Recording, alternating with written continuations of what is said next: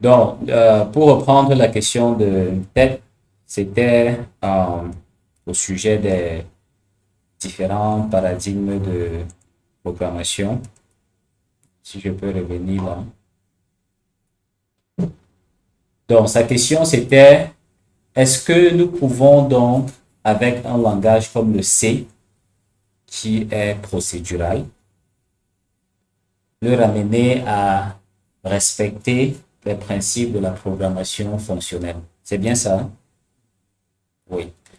Donc, d'abord, de façon générale, je vais dire que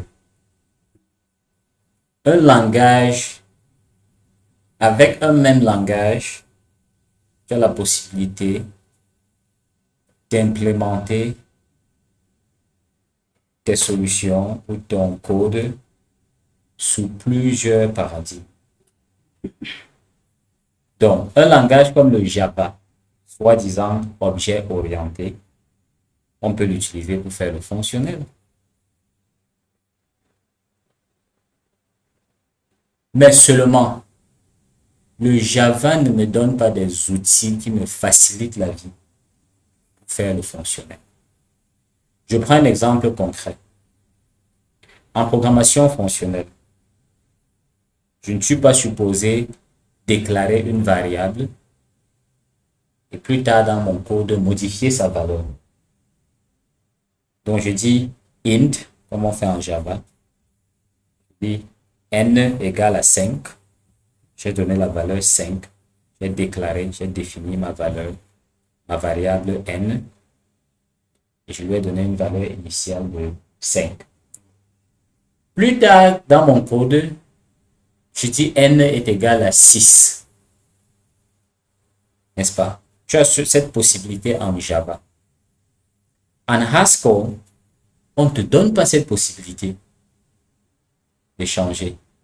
Donc, du coup, tu vois le principe de la programmation fonctionnelle, l'un des principes qui est l'immutabilité. Vous dites quoi? Ne change rien. Je l'ai défini, il va rester comme ça tout le temps de vie du programme. Cette notion-là, je peux le faire en Java. C'est-à-dire que je peux déclarer ma variable n est égal à 5. Je prends sur moi de ne jamais changer sa valeur. Donc, je respecte l'immutabilité. Hein? Oui. Mais Java me permet de changer cette valeur si je le souhaite. Haskell ne me permet pas. Donc, tu vois, la notion de paradigme n'est pas forcément dans le langage. Pour dire que tu peux avoir un langage qui respecte un paradigme A ou qui, comment dire, quel est le mot, qui encourage un paradigme A, mais tu parviens toujours à implémenter un paradigme B à travers ce langage. Ce sont des notions de principe. En programmation orientée objet, par exemple, quand on écrit les méthodes, il y a les méthodes que nous écrivons qui ne retournent rien, n'est-ce pas? En Haskell, tu ne peux pas faire ça. Mais c'est encore un choix. Je peux revenir en Java, je dis non, non, non. Chacune de mes méthodes va retourner quelque chose. Donc, je m'adapte au paradigme à travers l'outil que j'ai. Le langage n'est qu'un outil. Le paradigme, lui, il est un peu plus général. Voilà. Donc, est-ce que ça répond à ta question?